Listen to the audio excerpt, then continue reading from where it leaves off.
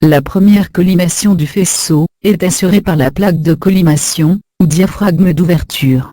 Il s'agit d'une simple plaque de plomb percée d'un orifice rond, qui détermine à la sortie du tube, la forme arrondie du faisceau de rayon X. On peut remarquer qu'en raison de l'éloignement important de la plaque de collimation du détecteur d'image, il se présente une pénombre importante en périphérie du champ. Cette pénombre entraîne une délimitation du champ, apparaissant flou. Les diaphragmes mobiles de collimation sont constitués de deux jeux de volets plombés, pouvant se mobiliser 2 par 2 de façon à obtenir une infinité de champs carrés ou rectangulaires de différentes tailles. Ils sont situés après le centreur lumineux dans le collimateur. La délimitation du champ se fait plus à distance du tube, donc la pénombre en périphérie est moindre. Toutefois, pour obtenir un résultat encore meilleur, un deuxième jeu de diaphragme vient s'aligner avec le premier, de façon à venir intercepter la pénombre en périphérie du champ dû à celui-ci. Le deuxième jeu engendre également de la pénombre, mais la collimation s'effectuant plus à distance du tube, et plus proche du détecteur, la pénombre sera moins importante, le champ sera délimité de façon plus nette.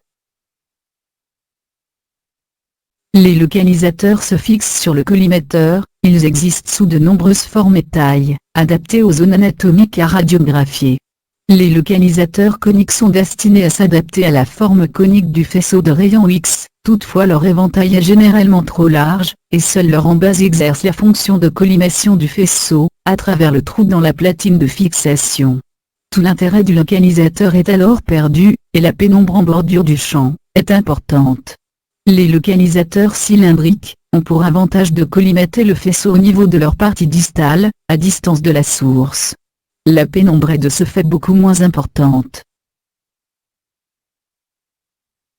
Notez bien que la collimation à distance du tube n'a qu'un rôle de limitation de la pénombre en périphérie du champ, le champ est mieux délimité.